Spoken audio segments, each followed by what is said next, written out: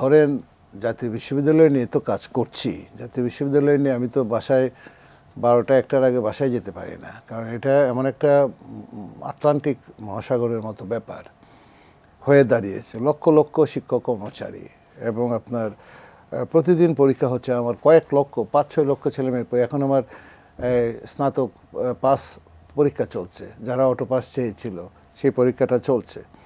তা আমাকে তো এটা আপনার ধরেন এটা সকাল বিকাল একটা ম্যানেজমেন্টের ভিতরে থাকতেই হচ্ছে এবং সারাক্ষণ থাকতেই হচ্ছে।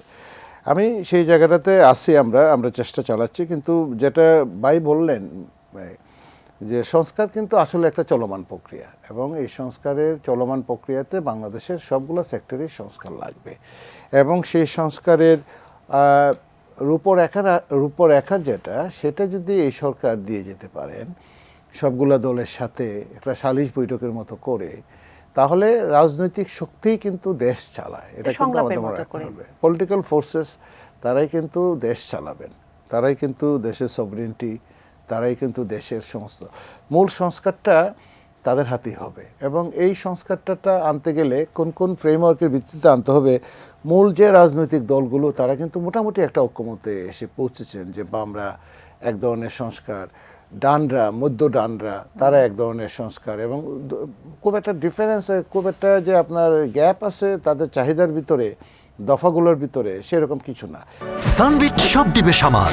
সানবিট ম্যাজিক প্রেস ডিশওয়াশিং এর মাথা ঘোরানো সলিউশন।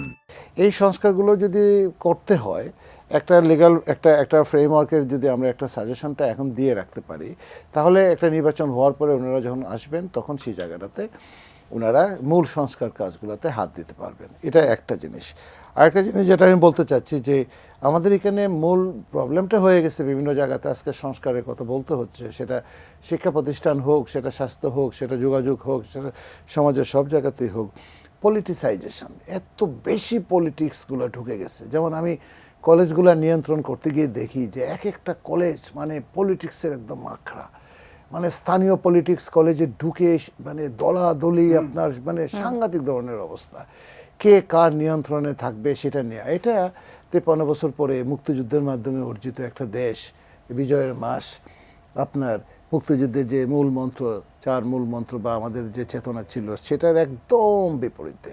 এবং সেই পলিটিক্সটা সেই জায়গাটাতে ঢুকে যাওয়াতে, সেটা প্রশাসন বলেন, সেটা শিক্ষা বলেন, সব জায়গাতে কলেজগুলোতে বলেন, অ্যাকাউন্টেবিলিটি এবং গুড গভর্নেন্সের যে প্রশ্ন, সেই প্রশ্নটা হাওয়া হয়ে যায়।